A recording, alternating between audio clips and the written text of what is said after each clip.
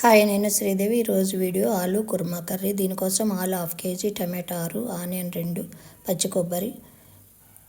ఆలుని cut చేసి salt వాటర్లో వేసుకోవాలి. స్టవ్ వెలిగించి కుక్కర్ పెట్టి ఆయిల్ వేసి అందులో గరం మసాలా వేసుకోవాలి. సోంపు, జీలకర్ర, యాలక్కాయ, లవంగాలు, పట్ట ఇవన్నీ వేసి పౌడర్ చేసి ఈ పౌడర్ని కుక్కర్లో వేయాలి.